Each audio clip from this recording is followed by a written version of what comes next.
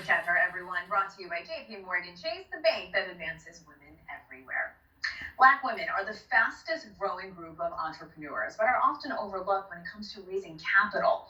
She did that as a documentary that follows the stories of extraordinary Black female entrepreneurs as they discuss their roads to success and paving the way for the next generation. Joining me now, Ranae Bluitt, creator and executive producer of She Did That. Ranae, welcome to the show. You have a lot of fans here at ChedHer. Thank you so much for joining us this morning. I have to ask you, my first question, what is the common thread you've noticed among Black female entrepreneurs? So good morning and happy Juneteenth. The common thread that I am seeing with Black women entrepreneurs in my film and the women I've talked to over the years through my blog is what you just mentioned, which is the lack of funding. When we look at funding that's available for women-owned business, we are only getting 2% of funding from venture capitalists. When you look at what Black women are getting, we're only getting a portion of that. So basically the crumbs of the 2%, which presents a lot of challenges when you are creating a startup business. Sure, those numbers are very disappointing. And you come from a family of entrepreneurs, Ranae. What challenges have you faced throughout your journey? Yes, I do come from a family of entrepreneurs. My grandfather was a funeral director in Indiana, and so is my father. So I think personally, one of the challenges that I face is the guilt surrounding not wanting to continue that family legacy in that particular industry. But over time, I understood that my role in this world and the work that I'm doing is equally important and really important for building empowerment and economic empowerment in our community. We were talking about lack of funding before, not only for just women, but Black female entrepreneurs. Why do you think that group is often overlooked when it comes to raising capital, Ranae? There are layers to this.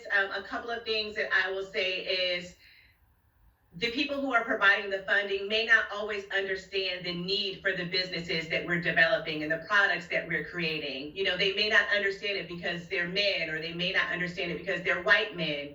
And then another thing that I've really been thinking about is, why would a system that benefits so greatly from our buying power, African Americans have $1.3 trillion in buying power in this country. Why would they want to invest in us building our own brands and building our own companies when that would take away from the money that we're investing in corporate America and these larger brands? Ranae, so many, not only Fortune 500 companies, but so many corporations are looking at their own management and what it looks like and diversity within their companies. Can you tell us a little bit more currently what the Black experience is like in corporate America today? So I've personally been out of corporate America for some years, but obviously I have my fingers on the pulse of what's happening with Black women in this country. And it's a lot. It's a lot. When we look at even the pay gap, Black women are getting 63 cents on every dollar compared to our white male counterparts. Okay, so let that sink in. Imagine going to work every day, pouring all of your passion, your energy, your love, your creativity, your innovation into your job, and knowing that you're not making nearly what your white male counterpart is making.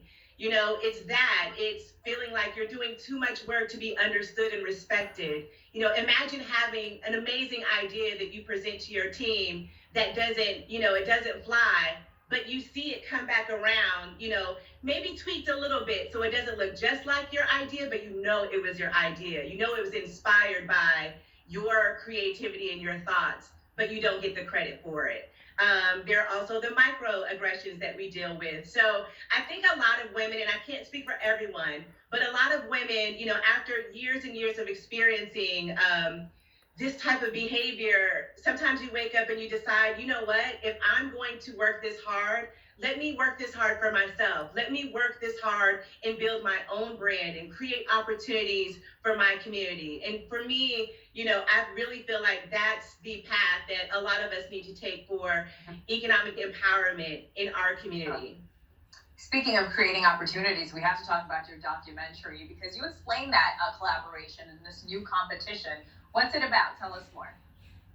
So collaboration is going to be key to the success of businesses in the Black community, specifically Black women-owned businesses, because as we just talked about before, we are dealing with a lack of resources. So if you launch a business and you don't have proper funding, that's going to impact how you do business. You may not have a large inventory. You may not have the resources to pay, say, a PR or a marketing person. So by collaborating with other entrepreneurs, you're basically increasing your wealth and increasing your opportunity to create and innovate. And it just gives us that much more power. We're so much stronger together.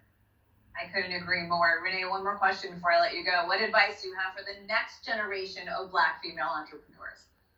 I'm so excited for the next generation of Black women entrepreneurs. I would tell them to make sure that whatever you're doing it with intention, you're doing it with purpose.